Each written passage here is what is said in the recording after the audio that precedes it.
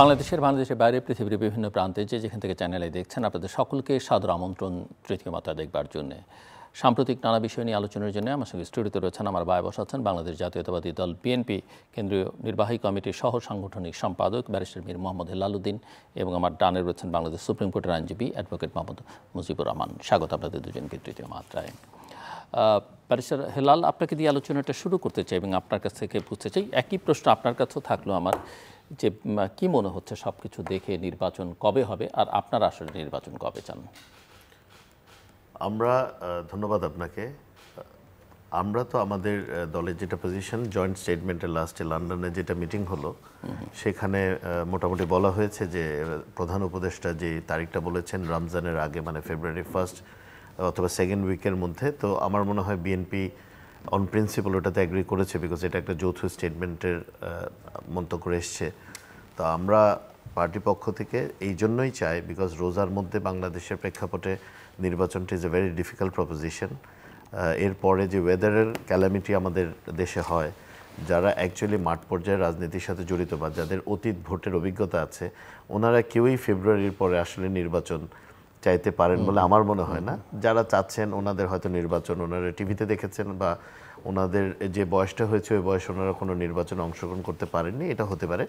তো ওনারা হয়তো এটা পরে চাইতে পারেন, বিকজ আপনি যদি if you miss first 2 weeks of February, তাহলে you looking at least November, December, January, আবার মানে এন্ড অফ দ্যাট ইয়ার। তো আমার মনে হয় এতদিন তো একটা অনির্বাচিত সরকার দেশের দায়িত্বে থাকাটা ইনভেস্টমেন্টের জন্য, দেশের ল অ্যান্ড অর্ডার সিচুয়েশনের জন্য এবং সার্বিক স্থিতিশীলতার জন্য ব্যাড না বললেও নট গুড তো বলতেই হবে। এবং আপনারা মোটামুটিভাবে আশা করছেন এবং নিশ্চিত কি বলা যায় যে না, নিশ্চিতভাবে কিছুই বলা যায় না, কিন্তু আমরা যেহেতু আশাবাদী, যেহেতু কথা হয়েছে এবং যার সাথে কথা হয়েছে উনি আমরা এখনো আমরা মনে করি উনি বেশ ক্রেডিবল লোক। ওনার কথার হয়তো ব্যত্যয় হবে না এবং হওয়াটা উচিতও না, কারণ আমরা দেখেছি আমাদের দলীয় পক্ষ থেকে একটি সার্ভে করা হয়েছিল 16টি দেশের উপর বিভিন্ন পৃথিবীর। এই দেশগুলোর মধ্যে আমরা দেখেছি যে এই দেশগুলোতে অন্তর্বর্তীকালীন সরকার 2 বছরের কম সময়ের মধ্যে পাওয়ার ট্রান্সফার করতে পেরেছে বা একটা নির্বাচনে যেতে পেরেছে। ওই জায়গাতে ওই গভর্নমেন্টগুলো ট্রানজিশনটা সাকসেসফুলি করতে পেরেছে। পরবর্তীতে এগুলো ট্রানজিশনটা সাকসেসফুলি হয়নি, কোনো ধরনের ইন্টারভেনশন হয়েছে অথবা ফেল ট্রানজিশন হয়েছে। তো আমি মনে করি আমাদের চেয়ে উনি আরও বেশি বিদ্বান লোক, জ্ঞানী লোক, হয়তো এই পার্সপেক্টিভটা উনি চিন্তা করবেন। চাওয়া পাওয়া অনেকের অনেক কিছু থাকতে পারে, এটার সাথে বাস্তবতার নিরিখে উনি যদি বিচার করেন, আমার মনে হয় ফেব্রুয়ারি 2nd উইকে পরে নির্বাচন হওয়ার কথা না। ধন্যবাদ। আমি আসছি আবার আপনার অ্যাডভোকেট মোহাম্মদ মুজিবুর রহমান। ধন্যবাদ জিলুর ভাই। চ্যানেলের তৃতীয় মাত্রা সকলকে ধন্যবাদ জানাচ্ছি যারা এখন শুনছেন এবং ভবিষ্যতে যারা শুনবেন। তো ব্যারিস্টার হেলাল ভাই যে কথাটা বললেন এটা আমি একমত, কিন্তু সিচুয়েশানটা একটু ডিফারেন্ট হয়ে গেছে। ডিফারেন্ট কিন্তু কোন সেন্সে আমি বলছি, গণঅভ্যুত্থানের পরে যে সরকারটা গঠন হলো, আসলে এখানে কিছু কনফিউশন আছে। কনফিউশন ক্ষেত্রে এই জায়গায় আমাদের আসতে হবে একটা বেসিক বিষয়, সেটা হচ্ছে যে যদি এটা সাংবিধানিকভাবে একটা পরিবর্তন হতো তাহলে একটা দাবি কিংবা সিস্টেমেটিক এটা একটা এন্ড আমরা আনতে পারতাম। কিন্তু ঘটনা হয়ে গেছে গণঅভ্যুত্থানের ফলে সব কিছুই এলোমেলো হয়ে আছে। আইন শৃঙ্খলা পরিস্থিতি বলি, গণতান্ত্রিক ইনস্টিটিউশন বলি, সাংবিধানিক যতগুলো প্রতিষ্ঠান সবগুলো এলোমেলো হয়ে আছে। এখন নির্বাচনের সাথে শুধু তো নির্বাচন কমিশন জড়িত নয়। নির্বাচন যদি আমরা একটা কনসিস্টেন্স নিয়ে আসি যে হ্যাঁ আমরা, যদিও সরকার চেষ্টা করছেন একটা ঐক্যমত্যের ভিত্তিতে নির্ধারিত একটা সময়ের মধ্যে নির্বাচন করার জন্য, এবং যেটা কোনো বিকল্প নাই, নির্বাচন অবশ্যই হতেই হবে। একটি নির্বাচিত সরকার ছাড়া সরকার দেশ পরিচালনা করবে কি, দায়বদ্ধতা কার? এই যে আমরা ইউনূস সাহেবকে এখন দিয়েছি, যে যিনি সরকার পরিচালনা করছেন তার দায়বদ্ধতা উনি বারবার বলছেন যে ছাত্ররা তাকে নির্বাচিত করেছে। আসলে তো এটা রাজনৈতিক ভাষা হলো না। রাজনীতির সাথে রাষ্ট্রের সাথে জনগণের একটা চুক্তি আছে, সেই চুক্তির পরিচালনা রাষ্ট্রের যারা তাদের প্রতিনিধি হবে, নির্বাচিত প্রতিনিধি, তারা এটা পরিচালনা করবেন। তো সেই অর্থে নির্বাচন হতেই হবে, এটা যেমনই সত্যি, কিন্তু আবার নির্বাচন নিরপেক্ষ, একটি গ্রহণযোগ্য এবং তার আগে লেভেল প্লেইং ফিল্ড লাগবে। নির্বাচনের যে মেকানিজমগুলো আছে এগুলোকে শক্তিশালী করতে হবে। আর সবচেয়ে বড় সমস্যা হয়ে গেছে এখন, যারা নির্বাচনে যারা মাঠে আসবেন, যে রাজনৈতিক দলগুলো, সেই দলগুলোর ঐক্যমত্য এখনও মানে তৈরি হয়নি। তৈরি কোন সেন্সে বলবো, তারা একটা দাবি দিচ্ছে সংস্কার চাই, বিচার চাই, দৃশ্যমান বিচার চাই, সংস্কার চাই। এই বিষয়গুলো ছাড়া তারা নির্বাচনে আসবেন না। এখন বিএনপি, জামাত বা এনসিপি, অন্য যারা গণতান্ত্রিক শক্তি যারা আন্দোলনের সাথে সংযুক্ত ছিলেন, সবাই নির্বাচন অংশ করতে চায়, গুড সিমটম আমরা দেখছি। সবাই নির্বাচনের প্রস্তুতিও নিচ্ছেন, কিন্তু একটা সরকারকে যেমন ইউনূস সাহেব যখন বলছেন যে আমি স্মরণকালের ঐতিহাসিক নির্বাচন করব, যেটা জাতি স্মরণ রাখবে, তো এই ওটা শুনলে তো ভয় হয় অনেক সময়। এই কথা শেখ হাসিনাও একই কথা বলেছিলেন 24-এর নির্বাচনের, যদি আমার মনে পড়ে। যদিও আমাদের দেশের লোক আবেগপ্রবণ, তো সেই জায়গায় হয়তো জনগণ খুশি হয়েছে কথাতে, কিন্তু একটা নির্বাচনের ক্ষেত্রে যারা মাঠ পর্যায়ে আছে, তৃণমূল পর্যায়ে, আমরা একবারে ইউনিয়ন পরিষদের বা ছোট গ্রাম, যে এমনও ব্যবস্থা আছে যেখানে যোগাযোগ ব্যবস্থা এখনও হয়নি, সংযুক্ত হয়নি জেলা সদরের সাথে, সেখানে দেখা যায় এখন নৌকায় যেতে হয়, কিংবা সেখানে কোনো আইন শৃঙ্খলা পরিস্থিতির অবনতি হলে তার ট্রাইকিং ফোর্স থাকে বা আর্মি যেখানে ডিপ্লয় থাকে, তারা যেতেই প্রায় 2 ঘন্টা সময় লাগে, অনেক সময় লেগে যায়। এই যে নির্বাচনী ব্যবস্থার মধ্যে মানুষের মধ্যে তো এখনও যদিও সচেতনতা বাড়ছে, তারা চাচ্ছে হ্যাঁ একটা নিরপেক্ষ নির্বাচন হবে, জনগণের মধ্যে সেই সচেতনতা আগের চেয়ে বৃদ্ধি পেয়েছে, জনগণ সহযোগিতা করলে অবশ্যই সেটা সম্ভব।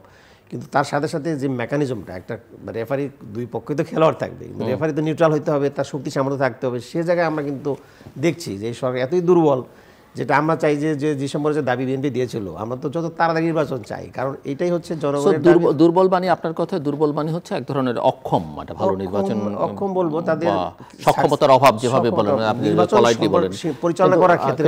নিরপেক্ষতা নিয়ে আপনি প্রশ্ন তুলছেন না, নিরপেক্ষতার প্রশ্ন এখনো আমি তুলছি না, কারণ দেখা যাচ্ছে যে যখনই সব দলগুলোই এই সরকারের সমালোচনা করছে, তখন বোঝা যাচ্ছে যে সবাই হ্যাপি না। তো হ্যাপি না, এটা একটা সিমটম, যে বা এটা একটা চিহ্ন। কিন্তু কেউ কেউ তো মনে করেন যে এর মধ্যে নাটকও থাকতে পারে, এই যে সবাই সমালোচনা করছে বা কিছু হলেই ওনার বাড়ির সামনে গিয়ে আন্দোলন সংগ্রাম, অনেকগুলো যৌক্তিক, অনেকগুলো যথার্থ বা অনেকগুলো নাটকও অনেকে মনে করতে পারেন বা করেন।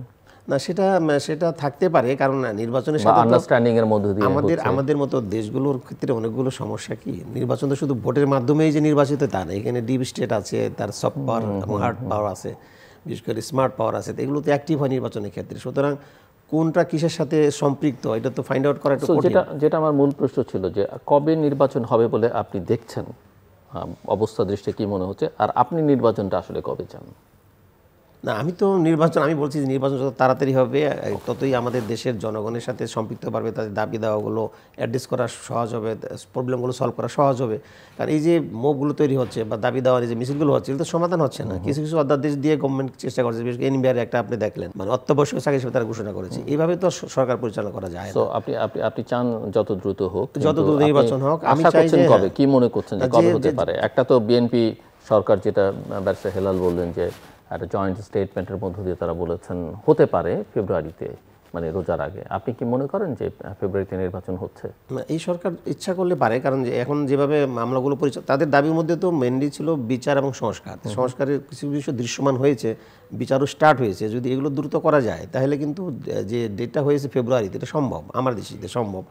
আর ফেব্রুয়ারিতে না হলে তো জামাত এখানে একটা আপত্তি করেছে যে রমজান এসে যাচ্ছে, ভোটা এবং বিএনপি এখানে বলছে, জামাত এখন আবার বলছে যে স্থানীয় সরকার নির্বাচন আগে তারা চায় না। এগুলো তো ঐক্যমত্য ছাড়া হবে না, কারণ একদল চাইলে একদল চাইলে না। কারণ এখানে একটা সমস্যা জিল্লুর ভাই, আমি বলি এই সরকারকে যেভাবে আমরা মানে বলি, সবাই বলি যে সাংবিধানিক সরকার নয়, কথা তো সত্যি, সংবিধান অনুযায়ী তাকে গঠিত হয় নাই।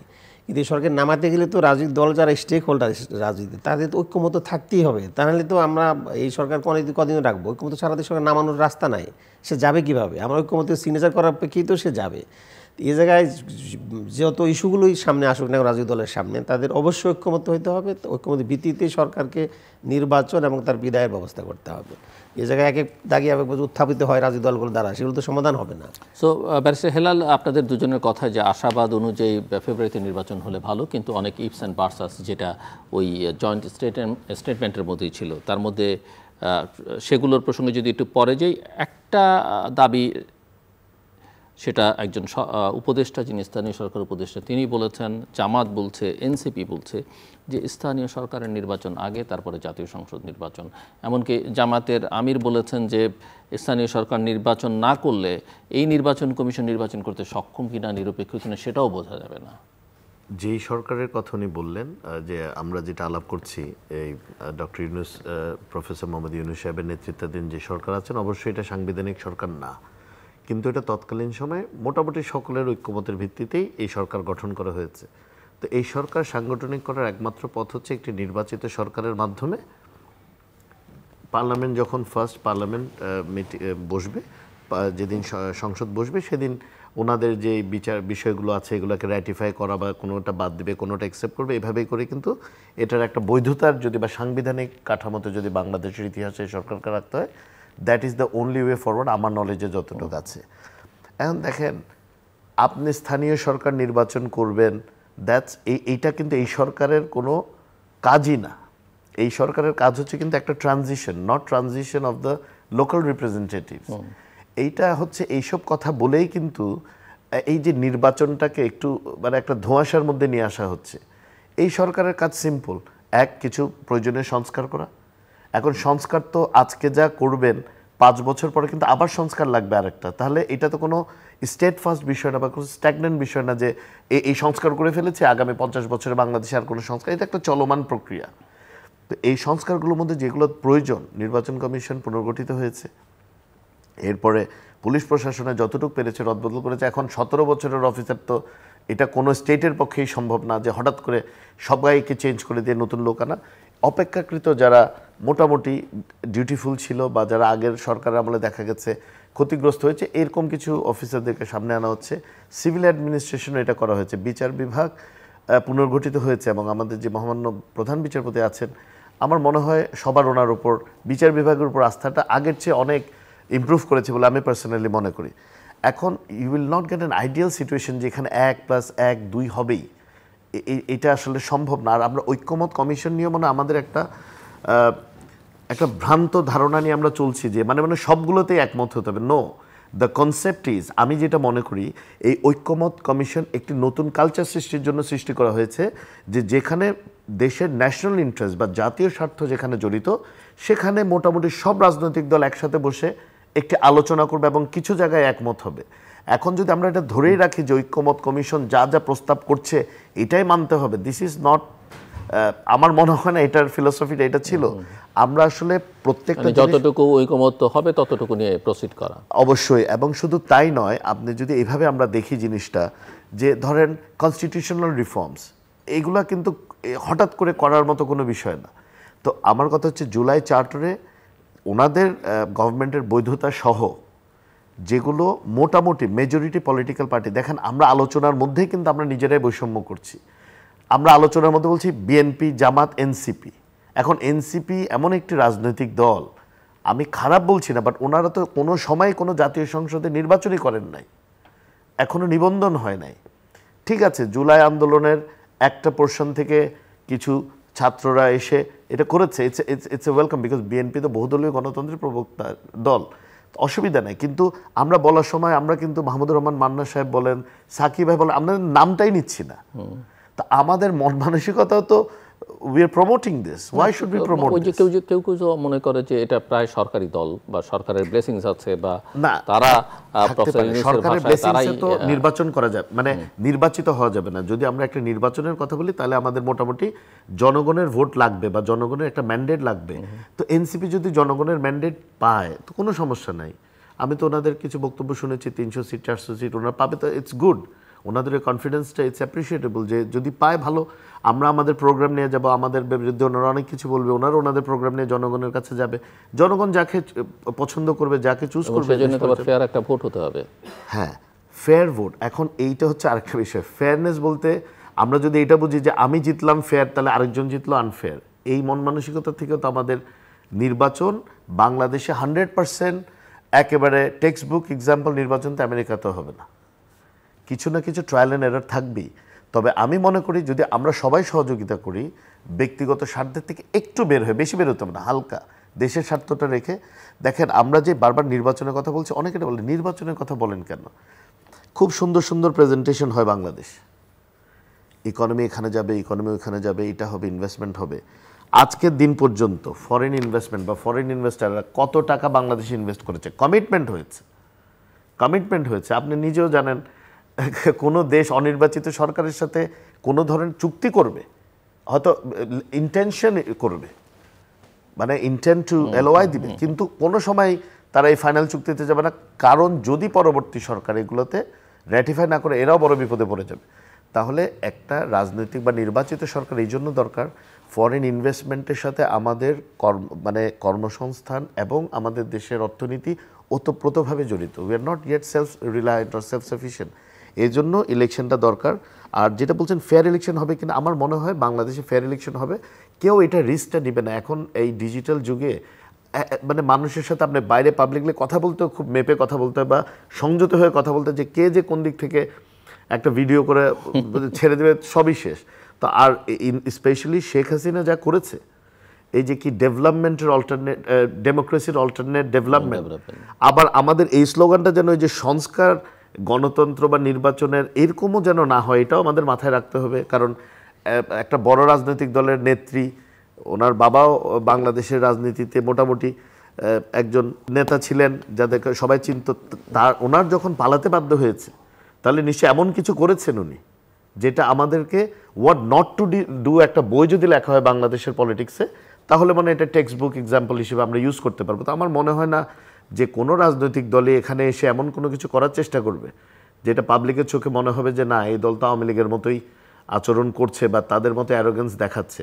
এবং এই ক্ষেত্রে মনে হয় আমাদের কিছু কিছু উপদেষ্টা ওনাদের যে পদে থেকে যেসব র্যান্ডম কিছু মন্তব্য করেন, অনেকে না আবার ওনাদেরকে ধরেন ওবায়দুল কাদের সাহেব বা হাসান মাহমুদ সাহেবদের সাথে তুলনা করে বসে। কারণ ননসেন্স কিন্তু সবারই কন্ট্রোলে রাখা দরকার, যে আমরা যা বলছি এটা কিন্তু অন রেকর্ড থাকছে এবং এটাতে ইম্প্যাক্টও হচ্ছে। তো আমরা মানুষকে কনফিউজ না করে আমাদের যেটা ফোকাস, এই সরকারের মূল দায়িত্ব হচ্ছে দেশকে একটা স্থিতিশীল অবস্থায় এনে একটি স্বাভাবিক প্রক্রিয়ায় কিছু বেসিক সংস্কার করে বিচারটাকে অবশ্যই প্রায়োরিটাইজ করে ওনারা সামনের দিকে এগিয়ে যাওয়া। বাট বিচারটাকেও ত্বরান্বিত করতে হবে, আমি এটার বিরুদ্ধে। বিচার শুরু হয়েছে, বিচার স্বাভাবিক গতিতে চলবে এবং পরবর্তী যেই সরকারে আসুক না কেন, তারা জুলাই চার্টার বলেন বা যেই এগ্রিমেন্ট করতে চাচ্ছে, ওখানে এটা স্পষ্ট করে উল্লেখ থাকবে যে এই জুলাই সহ গত 17 বছরে যারা মানবতা বিরোধী অপরাধ বা হত্যা, গুম এসবের সাথে জড়িত, তাদের অবশ্যই বিচার কন্টিনিউ করবে এবং ডিউ লিগ্যাল প্রসেসে করবে। কোনো স্পেশাল ব্যবস্থা বা কোনো দ্রুত বিচারের টাইপের ইয়েতে না, মানে যে ট্রাইব্যুনাল আছে ওই ট্রাইব্যুনালে বিচার হবে। মিস্টার মুজিবুর রহমান, জুলাই অগাস্টে এসে অনেকে মনে করছেন যে জুলাই সনদ, জাতীয় সনদ, জুলাই ঘোষণা, যে নামেই ডাকুন না কেন, এগুলো নিয়ে ঠিক রাজনৈতিক দলগুলো এক জায়গায় আসতে পারছে বলে এখন পর্যন্ত মনে হয় না। জাতীয় ঐকমত্য কমিশন কাজ করছে নিয়মিত, বিভিন্ন রাজনৈতিক দলগুলো সহযোগিতা করছে, কিন্তু ঐকমত্যের জায়গা খুব বেশি তৈরি হয়েছে বলে এখন পর্যন্ত মনে হচ্ছে না। এবং সেটা ছাড়া যে হবে না, সেটাও আবার আরেকটা প্রশ্ন, যে তাহলে কতদিন পর্যন্ত, কারণ প্রত্যেকটা রাজনৈতিক দল তো কোনো বিষয়ে ঐকমত্য পোষণ নাও করতে পারে, কারণ প্রত্যেকের নিজস্ব আদর্শ আছে, রাজনীতি আছে, এটা একটা প্রশ্ন। আরেকটা হচ্ছে যে জয়েন্ট স্টেটমেন্টে যেটা আছে, আপনি সেখানটাতে কিছুটা স্থানীয় সরকারের বিষয়টা আপনি পরিষ্কার করেছেন যে আগেই নির্বাচন হতে পারে জাতীয় সংসদ, কিন্তু সংস্কার আপনি বলছেন কিছু কিছু সংস্কার হয়েছে, কোথায় সংস্কার হয়েছে একটু বলবেন, কারণ এখন কোন কোন জায়গায় সংস্কার করতে হবে সেটাই তো এখন পর্যন্ত বোঝা যাচ্ছে না। জয়েন্ট স্টেটমেন্ট বলছে যে পর্যাপ্ত সংস্কার সাধিত হলে এবং পর্যাপ্ত পরিমাণে বিচার কার্য এগুলে, বিচারের চার্জশিট হয়েছে আমার জানা মতে জুলাই আগস্টের ঘটনাগুলোর প্রেক্ষিতে যত মামলা আছে একটি মামলায় মাত্র চার্জশিট হয়েছে। আপনি নিজে একজন আইনজীবী, সিনিয়র আইনজীবী, সো আর বিচার তো আপনি জোর করে করাতে পারবেন না, যে বিচার আপনি দ্রুতও করাতে পারবেন না, যেটা ব্যারিস্টার হেলাল আরেকজন আইনজীবী হিসেবে বলছেন। তো এগুলোর এইসব শর্ত দিয়ে আসলে নির্বাচন কি করবার কোনো অভিপ্সা আছে, নাকি নির্বাচনকে আসলে বিলম্বিত করা, দূরে ঠেলে দেয়া, কোনো রাজনৈতিক শক্তিকে সুযোগ করে দেয়া, অথবা নিজেরা ক্ষমতায় থাকার একটা দীর্ঘমেয়াদী পরিকল্পনা করা লক্ষণ? এই বিষয়টা আসলে রাজনীতি তো বেসিক্যালি একজনের আন্ডারস্ট্যান্ডিং। এবং আপনি যদি লন্ডন বৈঠকের পর্যন্ত আজ অবধি দেখেন, যেটা বিএনপি যাদের সঙ্গে চুক্তি সরকারের যৌথ বিবৃতি, তারা একমাত্র উৎসাহী, বাকিরা প্রশ্ন তুলেছে, জামাত প্রশ্ন তুলেছে, এনসিপি প্রশ্ন তুলেছে, সেগুলো যদি বিবেচনায় নাও নি, বিএনপির উৎসাহের পরেও কিন্তু আপনি দেখেন এখন পর্যন্ত সরকারের দিক থেকে মিনিমাম কোনো মনে হচ্ছিল যে প্রফেসর ইউনূস 14 তারিখে লন্ডন থেকে আসলেই নির্বাচন কমিশন একটা বার্তা যাবে, নির্বাচন কমিশন একটা রোডম্যাপ ঘোষণা করবে বা অ্যাটলিস্ট একটা তারিখ ঘোষণা করবে, কোনো লক্ষণ আমি অন্তত একজন নাগরিক হিসেবে দেখি না। আপনি দেখেন অনেকগুলো বিষয় আপনি আনছেন আজকের টেবিলে, তো এই বিষয়গুলো আমি কয়েকটা বিষয় স্পেশালি বলি। নির্বাচন নির্ভর করবে তো পরস্পরের যারা নির্বাচন এখানে রেফারি স্টেক হোল্ডার যারা আছে তারা, প্লাস যারা নির্বাচন সম্পাদন করে বিদায় নেবেন, এদের পরস্পরের প্রতি যদি আস্থার অভাব থাকে, সন্দেহ প্রবণতা থাকে, তাহলে কিন্তু এটাই হচ্ছে সবচেয়ে বড় সমস্যা। এই জায়গায় আস্থায় আনতে হবে, এবং আস্থায় থাকতে হবে, আস্থা সৃষ্টিও করতে হবে, এগুলো 1 নম্বর সমস্যা। আর 2 নম্বর হচ্ছে যে এই ছোটো ছোটো কিছু ঘটনা মানে অনেক বড় করে ধরে দিচ্ছে। যেমন আপনার এই যে নির্বাচন স্থানীয় সরকার নির্বাচন ওনারা চাইলেন, কেন চাইলেন? ছোট্ট একটা ঘটনা ঘটে গেছে মাঝখানে, এই ঢাকা সিটি সাউথের নির্বাচন নিয়ে আইন মন্ত্রণালয়ে তারা চিঠি দিচ্ছেন মতামতের জন্য, তার আগেই ওনারা গ্যাজেট দিয়ে দিচ্ছেন, যার ফলে এই গ্যাজেটের সূত্র ধরে ওনারা কিন্তু যথাসময়ে কোর্টে আসেনও নাই, অ্যাপিলও করেন নাই যেটা চেয়েছিলেন, যার ফলে ঘটনা ঘটে গেল এবং এটা একটা এমন পরিস্থিতি তৈরি হয়ে গেল, রাজনৈতিক দলের উপরে দায় চাপায় দেওয়া হলো। এক্ষেত্রে তো মানে উভয়েরই ত্রুটি আছে। এখন এই জায়গায় যে অন্যান্য দল বিএনপি বাদ দিয়ে যারা বলছেন যে নির্বাচন কমিশনের সক্ষমতার প্রশ্নে, এই জায়গায় এই ভুলটা এই মুহূর্তে করা তাদের ঠিক হয় নাই। এটা না হওয়ার কারণে আস্থার এই যে সংকট তৈরি হচ্ছে, এর মধ্যে দিয়ে একের পর এক দাবি উত্থাপিত হচ্ছে, এটা চাই ওটা চাই। অ্যাকচুয়ালি এত দাবি তো এই সরকার পূরণ করতে পারবে না, এটা খুব ন্যাচারাল, কোয়াইট ন্যাচারাল। আর এই সরকারের কাছে আমাদের উত্থাপন করার সুযোগও নাই। আর আমাদের সহায়ক যে হেলালুদ্দিন ভাই যেটা বললেন যে এটি তো সত্যি কথা, কারণ রাষ্ট্রের সাথে যখন ইন্টারন্যাশনাল চুক্তিগুলো হবে তার লেজিটিমেসি থাকতে হবে না? এই সরকারের লেজিটিমেসি হতে আবার নির্বাচিত সরকার আসতে হবে। আপনি ফরেন ইনভেস্টমেন্ট নিয়ে আসেন কিংবা একটা চুক্তি সম্পাদন করেন, সেই জায়গা দিয়ে তো অনির্ধারিত সময় পর্যন্ত সরকার থাকতে পারে না। এটা তো আইনের প্রশ্নই, এখানে আমাদের মানে অ্যাড্রেস করতেই হবে। তো সেই জায়গা দিয়ে নির্বাচনের বিকল্প যেমন নাই, আবার এই যে পরিস্থিতিটা আছে দেখুন আপনি যে আজকে সবগুলো ছাত্র সংগঠন কিন্তু সাংবাদিক সম্মেলন করে তাদের জুলাইয়ের 36 জুলাই পর্যন্ত কর্মসূচি দিয়ে জুলাই সনদ চাই। সরকার বলেছে 30 দিনের মধ্যে করবে, 30 দিন অটোমেটিক পার হয়ে গেছে। এই যে এত স্লো যদি থাকে, আশঙ্কাটা এই জায়গায় করতে চায় সবাই ভালো এবং ঐক্যমত্য হচ্ছে। এবং বিএনপি তো যেভাবে আবার ঐক্যমত্য কমিশনের কাছে গিয়ে বলছেন, যেমন রাষ্ট্রপতি প্রধানমন্ত্রী মেয়াদ কদিন থাকবে, অনেকগুলো বিষয় কিন্তু রেডি হয়ে গেছে। আমি সংস্কারের ওই জায়গায় বলছি আপনাকে যে দৃশ্যমান কোথায় হলো। দৃশ্যমান আমরা দেখছি যে ঐক্যমত্য থেকে যে কথাগুলো বলছে এবং দলের মিটিংয়ের পর তারা যে সাংবাদিক সম্মেলনে যেগুলো কথা বলছেন, তাতে মনে হচ্ছে অনেকগুলো বিষয় ঐক্যমত্য হয়ে আছে। এগুলো এখন জুলাই চার্টারে নিয়ে আসবেন ওনারা, কিংবা এই সরকার বিদায় নেওয়ার প্রশ্নের সমস্ত রাজনৈতিক দলের ঐক্যমতের ভিত্তিতে স্বাক্ষরিত কোনো সংবিধান বা কোনো ঐক্যমত্য একটা চুক্তিমতের মাধ্যমে যাবেন। হ্যাঁ, এই বিষয়গুলো তো সেল হওয়ার আমার মনে হয় যে খুব কাছাকাছি আসি নির্বাচন সংগঠন মানে সম্পাদনের ক্ষেত্রে। এ জায়গায় আমার কাছে এরকম কিছু মানে আশঙ্কা মনে হচ্ছে না যে অনির্ধারিত সরকার থাকবে। আর অটোমেটিক আজকে কিন্তু এনসিপি সহ ছাত্র আন্দোলনে যারা এই মুভমেন্টে ছিলেন, ইভেন জাতীয় ছাত্র দল, ইসলামী ছাত্র শিবির, আরও যারা গণপরিষদে যারা ছিলেন, তারা কিন্তু সকলেই কিন্তু এখন আবার একটা প্ল্যাটফর্মে আসছে, জুলাই সনদ চাই। তো জুলাই সনদের মধ্যে দিয়ে 2টি ঘটনা ঘটবে। একটা হচ্ছে জুলাইয়ের ব্যাপারে আমাদের একটা নির্ধারিত হবে, আরেকটা কিন্তু এই চার্টারে এই সরকার কীভাবে বিদায় নেবে সেখানেও কিন্তু থাকতেই হবে। বিদায় নেওয়ার প্রশ্নে যখন আসবে তখনই রাজনৈতিক দল ঐক্যমত্য হবে, সেই ঐক্যমতের ভিত্তিতেই কিন্তু নির্বাচনটা সম্পাদিত হবে। এছাড়া তো আপনি যেতে পারবেন না, কারণ যে সরকারের লেজিটিমেসি নাই, সাংবিধানিকভাবে সরকার কীভাবে বিদায় নেবে, তার জন্য তো আমার দলগুলো ঐক্যমতের ভিত্তিতে বিদায় নিতে হবে তাকে। যেটা আমাদের বিচারপতি শাহাবুদ্দিন সাহেব যেভাবে আসলেন, সংবিধান ছিল না, সংবিধান সংশোধন করে সবাই এগুলো হিসেব নিকেশ করে সবসময়। তো এই জায়গায় যদি এই জায়গায় একটা সমস্যা ছিল, আমি বলবো যদি দলগুলো চিন্তা করে যে তার নিজের দল এই সংশোধন হলে কোনো বেনিফিট হবে, ওইভাবে হলে কীভাবে হবে। যেমন এখন একটা পিআর নিয়ে কথা চলছে, এই পিআর তো আমার যতটুকু আমি আভ্যন্তরীণ খবর জানি, খুব মানে ইন্টারনাল বিষয়, সেটা হচ্ছে কিন্তু বিএনপিও মোটামুটি কাছাকাছি আছে এবং এরাও কাছাকাছি। কোন জায়গায় আছে? জাতীয় সংসদ নির্বাচনে পিআর পদ্ধতি চলবে না, কারণ এখানে ড্যামেজ হয়ে যাবে, দেশের নিরাপত্তা বিঘ্নিত হবে। এবং যে আমরা যে জুলাই সনদের যে মূল স্পিরিট, যে আমরা একটা স্বৈরাচারকে এখান থেকে বিদায়িত করেছি, সেটাও আমাদের মাথায় রাখতে হবে এই নির্বাচনের মধ্যে, যে তারা যদি পুনর্বাসিত হয়েছে কোনো সুযোগে, তাহলে এই যে সিস্টেমগুলো আমরা ডেভেলপ করছি জনগণের সুযোগ সুবিধা কোনোটাই মানে সম্পাদিত হওয়া সম্ভব নয়। সুতরাং এই বিষয়গুলো মাথায় রেখেই কিন্তু আমাদের মানে রাজনৈতিক দলগুলোর বক্তব্য দিতে হবে, তাদেরকে অ্যাড্রেস করতে হবে। আমি ক্ষমতায় যেতে পারবো, কত সিট পেলাম, এটা হিসাবের চেয়েও এই জুলাইকে যদি আমরা মানে ধারণ করি যে হ্যাঁ এখানে কী আকাঙ্ক্ষা ছিল, যদি কোনো দলের ভিত্তিতে এই জুলাই বিপ্লব হয় নাই, কিন্তু আকাঙ্ক্ষা তো ছিল অনেক। এই আকাঙ্ক্ষাগুলোই রাজনৈতিক দলগুলোই তো বাস্তবায়ন করার জন্য বারবার নির্বাচন করে, ভোটের সময় তার ইশতেহার দেয়, নানাবিধ কথা বলে। এইগুলোই তো তারা বলে যে ছেলেগুলো রক্ত দিয়ে বললো, এই 10,000 এবং 25,000 যে আহত যারা হলো এবং শহীদ, তারা কিন্তু এই কথাগুলোই বলছে, যে রাজনৈতিক দলগুলো যে কথাগুলো বলে, জামাত বলেন, বিএনপি বলেন, এই কথাগুলো নির্বাচনের সময় বলে এটা করবো সেটা করবো। এই কথাগুলোই তো আমরা সুন্দরভাবে অ্যাড্রেস করে নিয়ে আসতে পারি। এবং সে জায়গায় আমি বলবো যে জাতীয়বাদী দল কিংবা জামাত বা এনসিপি যারা আছে, তারা সকলেরই কিন্তু এই জায়গায় এখন নির্বাচন কেন্দ্রিক কথা বলছেন। একই সাথে তাদেরও প্রস্তুতি নিতে হবে, আস্থায় আনতে হবে, পরস্পরের মধ্যে দিয়ে কাছাকাছি আসতে হবে, এবং সেটা আসছে। এবং এখান থেকে কিন্তু আমার যেটা মানে আমি বলতে চাইছিলাম যে ওই পিআর প্রশ্নে যেটা, সেটা কিন্তু ঐক্যমতের মানে লোয়ার পার্টি নিম্ন যে কক্ষ, সেটাতে পিআর হবে না, উচ্চ কক্ষে হবে। এটা কিন্তু সবাই একমত হয়ে আছে। আমার মনে হয় যেটা খুবই শিগগিরই মানে বাস্তবায়ন করা সম্ভব। যেটা এখন সকলে অংশগ্রহণ, জনমতের প্রতিফলন হবে, সবার পার্টিসিপেশন থাকবে, তাইলে কিন্তু একটা জাতীয় কনসেনসাস ডেভেলপ করে, যেটা বিএনপি আগেও বলেছিল যে আমরা জাতীয় সরকার চাই। এটা কিন্তু জাতীয় সরকারের আরেকটা ভিন্ন রূপ সাংবিধানিকভাবে হচ্ছে।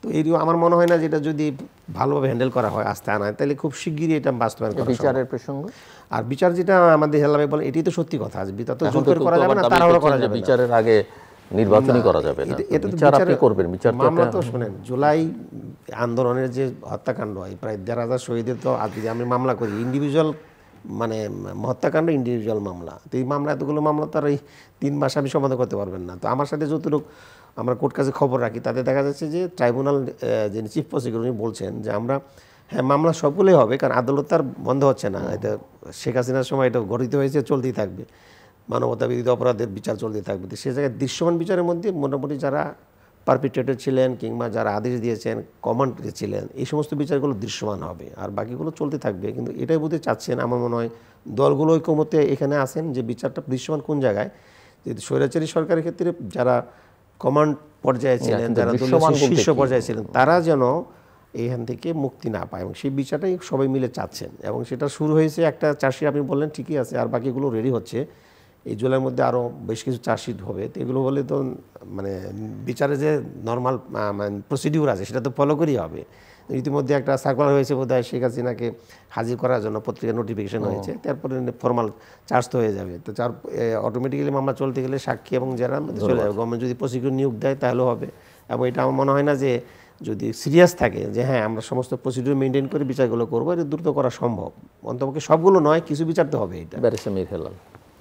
প্রথমত সামাজিক মাধ্যমে আওয়ামী লীগের সাধারণ সম্পাদকের একটা ভিডিও ক্লিপ দেখলাম, বক্তব্য। তো উনিও এটা ধারণা করেন এই সরকার নির্বাচন করতে পারবে না, বা সংশয় প্রকাশ করেছেন। আমি মনে করি পারবে। আমাদের এইটা থেকে আমার মনে হয় যে ওনারা যে বলছেন জুলাই চার্টার, ধরেন একটা দল জুলাই চার্টার সাইন করলো না, আমি করবো না, তাহলে কি নির্বাচন হবে না? মনে করেন বিএনপি বললো যে আমি ভাই জুলাই চার্টারে সাইন করবো না, তাহলে তো নির্বাচন হতে হবে। তাহলে ওইটা আমাদের বিরুদ্ধে মাঠে গিয়ে ইউজ করবে যে এই দলটা কিন্তু কি করে নাই, জুলাই চার্টার সাইন করে না। But I don't think this matters are impediment towards election. No, ইলেকশনের সাথে কোনো শর্ত নাই। মামলা হচ্ছে, মামলা আরও হবে ডিউ প্রসেস অফ লতে, যাতে পরবর্তীতে সে কেউ বলতে না পারে আমাদেরকে তো জোর জবরদস্তি ধরে এই 2 মাসের মধ্যে সাজা দিয়ে দিচ্ছে, 15 দিনের মধ্যে সাজা দিয়ে দিচ্ছে, যেটা আগে শেখ হাসিনা করেছে। অনেক সাজা হয়েছে, দিনে রাত্রে কোর্ট করে ওনারা মামলা সাজা করিয়েছে।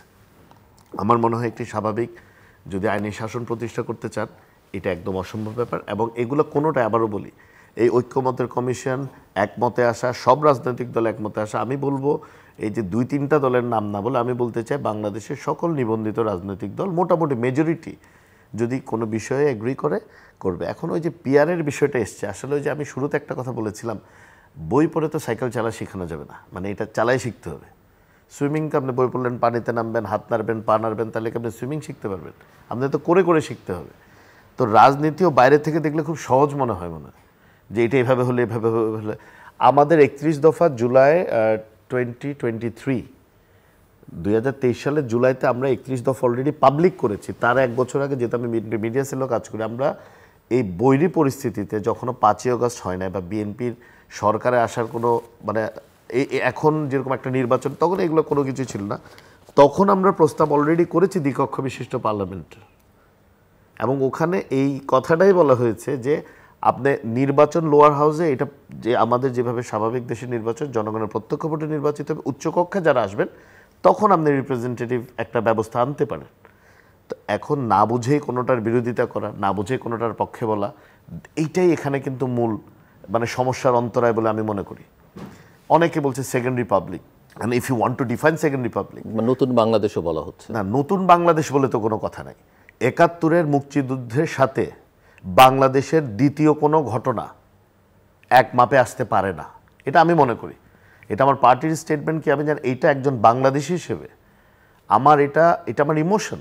You cannot bring any other incident even close to our liberation war. 30 lakh শহীদের রক্তের বিনিময়ে এই স্বাধীনতা অর্জিত হয়েছে। হ্যাঁ, এরপর অনেক ইভেন্ট হয়েছে, 90-এর গণ অভ্যুত্থান হয়েছে, 75-এর সিপাহী জনতার বিপ্লব হয়েছে, তারপরে আবার এদিক দিয়ে এসে 2024 সালে গণঅভ্যুত্থান হয়েছে। এগুলো বাংলাদেশের বীরত্বের কাহিনী, কিন্তু দেশ স্বাধীন হয়েছে 1971 সালে 16ই ডিসেম্বর। এটার সাথে কোনো কিছুই একপার আসে না, আসা উচিত না।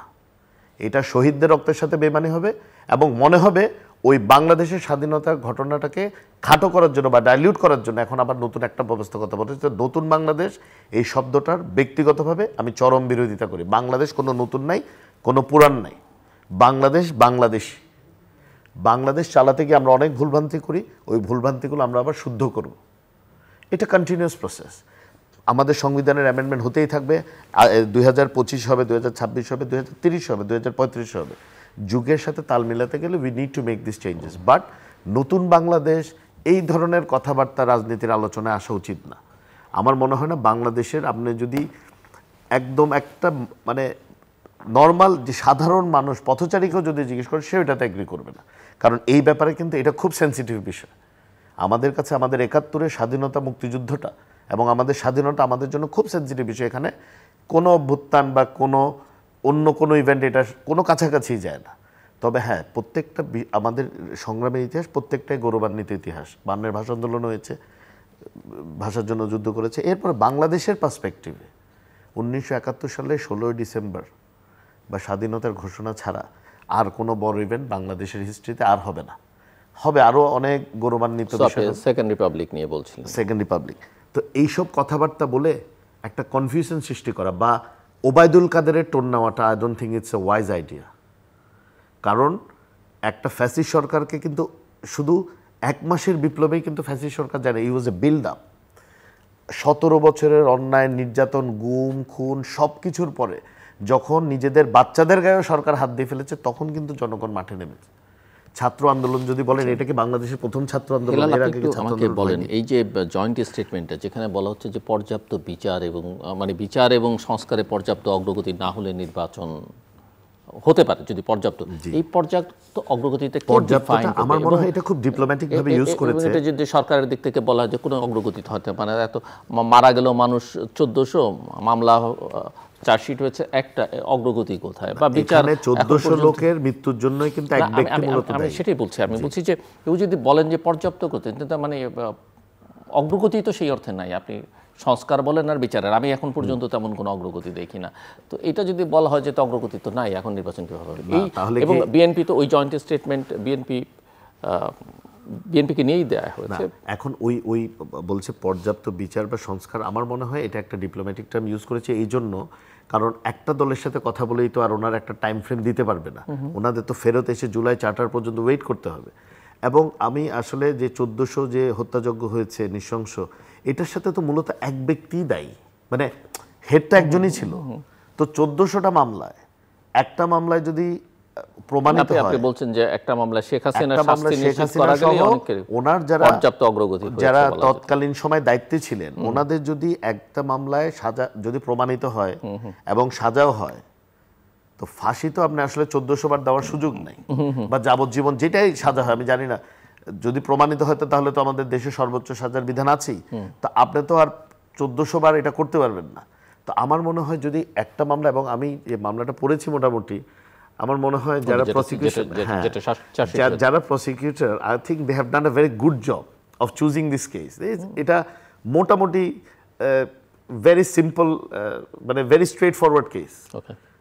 মানে এবং এখানে খুব যে এখন যে মামলায় যে 4 তারিখের মামলা 5 তারিখ হচ্ছে, বা একটা বিশেষ রাজনৈতিক দলের ছেলেপেলেরা গিয়ে মামলা করছে, বা ব্যবসা, এইগুলা ব্যবসায়ীদেরকে হয়রানি করার মামলা না। ওই যে মামলাটা চুজ করেছে, এইটা অ্যাকচুয়ালি জুলাই আগস্টের নৃশংসতা নিয়ে এই মামলাটা, এবং ভেরি ওয়েল, মানে এফআইআরটা বেশ ভালো আর্টিকুলেটেড। এবং এটাতে আমার মনে হয় একটা দৃশ্যমান বিচার বা আমরা দেখতে পাবো খুব রিসেন্টলি, এটা অগ্রগতি হচ্ছে। আর সংস্কার, আবারও আমি বলছি, সংস্কার cannot be a condition to the election. এগুলো তো চলতেই থাকবে। এখন আপনার কি, তাহলে আমরা 31 দফা দিলাম, তখন কি 5ই আগস্ট হয়েছে? আমরা যখন নিজেরাই ফেরারে আসামি হয়ে তখনই এগুলো দেওয়া হয়েছে, যাতে আমরা দেশকে পরিবর্তন করতে হলে আমার মনে করেছি এই কাজগুলো করা দরকার। প্রস্তাবনায় কি এর চেয়ে বাইরের খুব বেশি কিছু আছে? নাই। এগুলাই ঘুরে ফিরে ভাষাটা ভিন্ন। এই যে ধরেন নতুন সেকেন্ড রিপাবলিকের কথা বলে নতুন বাংলাদেশ, এটা তো এগ্রি আমি করবো না।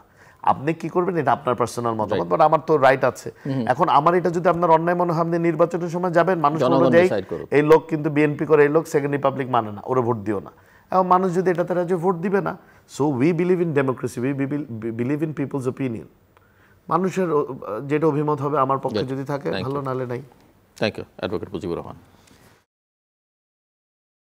বিষয়টা খুবই গুরুত্বপূর্ণ। এতে কিন্তু আমি বলবো যে এই জায়গায় কিছু আন্ডারস্ট্যান্ডিংয়ের সমস্যা হচ্ছে আমাদের। বিশেষ করে আমাদের তো দীর্ঘ, আমি বলবো এই 16 বছর নয়, আমার 54 বছরই একটা রাজনৈতিক সংস্কৃতি গড়ে উঠেছে এখানে।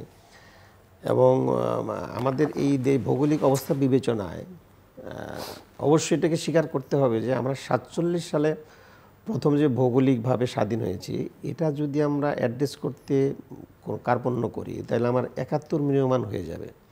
71 ঐতিহাসিকভাবে একটি সত্য ঘটনা, যেখানে স্বাধিকার আন্দোলন থেকে আমরা স্বাধীনতার নিয়ে আসছি, এবং সেখানে যে স্বাধীনতার যে আমাদের চেতনার কথা বলা ছিল সংবিধানে, যে ওনারাই লিখেছেন 72 সংবিধানে যে সাম্য, মানবিক মর্যাদা, সামাজিক সুবিচার, এটাই ছিল চেতনা। এই চেতনা তো আমরা 54 বছরে এক্সিকিউট হয় নাই, যার ফলেই কিন্তু 24-এ জন্ম হলো। এটার সাথে লিঙ্ক করতে হবে, চেতনাকে বিল্ড আপ করতে হবে রাজনৈতিকভাবে। আমাদের 47, 71, 24 এভাবে যদি আমরা চিন্তা করতে শিখি রাজনৈতিক দলগুলো, তাহলে এই সমাধান তাড়াতাড়ি হবে। কারণ যে নেগেটিভটা আওয়ামী লীগ এতদিন মুক্তিযুদ্ধ চেতনা ব্যবসা করেছে, সেটার মধ্যে আমাদের আর পা ফেলা যাবে না। কারণ ওটা বাড়াবাড়ি শুধু নয়, মুক্তিযুদ্ধই করে শেখ মুজিবুর রহমান, উনি জাতির পিতা হয়ে গেলেন কী করে। জিয়াউর রহমান ঘোষণা দিলেন, উনি সংগঠিত করলেন, যুদ্ধ করলেন, এবং পরবর্তীতে যখন রাষ্ট্রপতি হলেন একের পর এক উনি আধিপত্যবাদের বিরুদ্ধে শক্ত অবস্থান নিলেন। উনি রাজনীতি, অর্থনীতি, সমাজ, সংস্কৃতি সব জায়গায় কিন্তু আমাদের, আমি বলবো না প্রতিবেশী রাষ্ট্র শত্রু, কিন্তু উনি এই জাতীয়তা বোধকে জাগ্রত করার জন্য সেখানে সংবিধানে বিসমিল্লাহির রহমানির রহিম লিখেছেন। কেন? উনি বলে দেখেছেন যে এই দেশকে যদি স্বনির্ভর এবং স্বাধীন রাখতে হয়, তাহলে এখানে ইসলামিক মূল্যবোধ, যেটা নির্বাচনের সময় সব দল কিন্তু এই কথা বলে, ওনারা বলেন ধানের শীষে বিসমিল্লাহ, ওনারা নৌকার মালিক তি আল্লাহ। আবার এখন জামাত শুরু করছে যে হ্যাঁ, এই যে কেন আসে, এই নেগেটিভটা ভোট পাওয়ার জন্যই তো করছে। এই যে বিষয়টা, এটাকে জিয়াউর রহমান অ্যাড্রেস করেছেন কীভাবে? বাংলাদেশ জাতীয়তাবাদ। বাংলাদেশ জাতীয়তাবাদ মানে কি? আমরা ইনক্লুসিভ সবাই না, আমরা কোনো বাঙালি নাই এখানে। আর বিগত আমাদের 54 বছর আওয়ামী লীগ বাঙালিকে আমাদের জাতীয়তাবাদ হিসাবে চালানোর চেষ্টা করেছে, যার কারণে বিভেদগুলো তৈরি হয়েছে। আমরা বাঙালি, মুসলিম, হিন্দু সকলে মিলে কিন্তু এক, এখানে এই টেরিটরির মধ্যে যারা আছে, যারা 47 সালের মানচিত্রের ভিতরে যারা আমরা বসবাস করি। এই বিষয়গুলো আমাদের রাজনৈতিক দলগুলো আনতে হবে, 1 নাম্বার। 2 নম্বর হচ্ছে ওনারা যেটা বললেন, আমাদের হেলাল ভাই যেটা বললেন, যেহেতু নির্বাহিত আছেন, এই জায়গায় বলবো এই আস্থানার জন্য একটা কাজ করে, মানে খুব ভালো কাজ করেছেন 31 দফা ঘোষণা করে। 31 দফার মধ্যে অনেক কথা কিন্তু এই ছেলে এখন বলছে, সংস্কারের মধ্যে কথাগুলো আছে, এটা খুবই মানে একটা গুড অ্যাচিভমেন্ট বিএনপির পক্ষ থেকে, এটা আমি এটা প্রশংসা করি। কিন্তু এই সাথে যদি এই কাজটাও করতেন, যে ওনারা যে সংস্কারের কথা বলছি আমরা, 31 দফারও তো একটা সংস্কার হওয়া উচিত ছিল, যেহেতু 24 ঘটে গেছে। এটা 24-এর আগে আমরা 31 দফা দিয়েছি, 24 ঘটে যাওয়ার পরে কিন্তু এই 31 দফার মধ্যে হয় ইনক্লুশন করেন, অথবা ওর মধ্যে দিয়ে আরও কিছু শব্দ নিয়ে আসেন, এই চেতনাটাকে ইনক্লুড করা যায়। তাহলে কিন্তু এই আস্থাটা তৈরি হতো এনসিপির বা জামাত, যারা ভয় পাচ্ছে বিএনপি, হ্যাঁ গেলে তো এটা হবে না, সেটা হবে না, নানাবিধ ইকুয়েশন নিয়ে তারা নেগেটিভ তৈরি করছেন। বিএনপিকে আবার ভাবতেছেন যে ভারতের কোনো আশীর্বাদ নেওয়ার ক্ষমতা আসবে কিনা।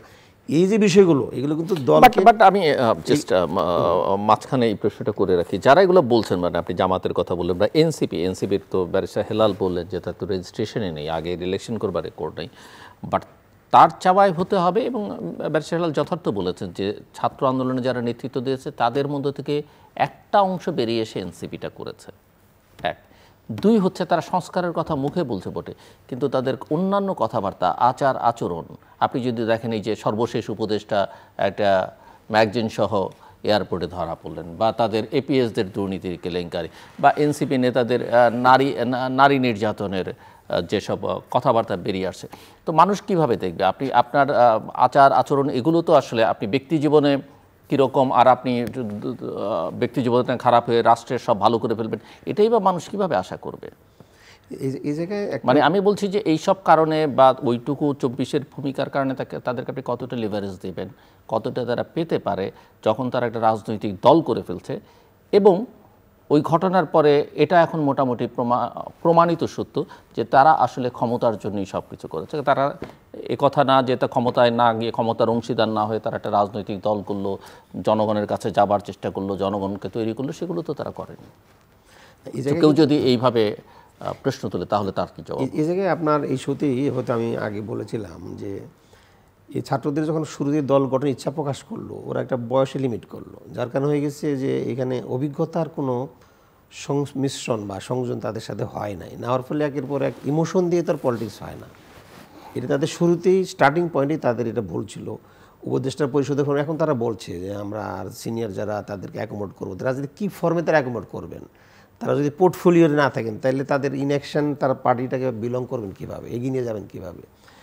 এই নানাবিধ জটিলতার মধ্যে কিন্তু এনসিপি আছে, যেটা আমাদের হেলাল ভাই বললেন, কথাটা সত্যি। রাজনৈতিক দল তো এভাবে গঠিত হয় না। একটা অভ্যুত্থানের মধ্যে দল ভালো কথা, তাদের অভিজ্ঞতা এখানে প্রয়োজন আছে, তাদের পর্যাপ্ত পরিমাণে ফাইল ওয়ার্ক করতে হবে। রাজনৈতিক দলের যেমন তাদের গঠনতন্ত্র মোতাবেক তাদেরকে সাংগঠনিক কাঠামো দাঁড় করাতে হবে, ঠিক একইভাবে তাদের নির্বাচনের জন্য তাদের ম্যানিফেস্টো তৈরি করতে হবে। এখন তারা জুলাই সনদ নিয়ে তাদের কিন্তু অনেকগুলো আমি ডিফিকাল্টি দেখেছি। তো এই ধরনের মানে অসংগঠিত পন্থায় কোনো বিপ্লবের যে জিনিসগুলোকে তারা সৃষ্টিশীল কাজে ব্যবহার করবে, এটা তো অসম্ভব ঘটনা, এটা সায়েন্টিফিক্যালি প্রুফ না।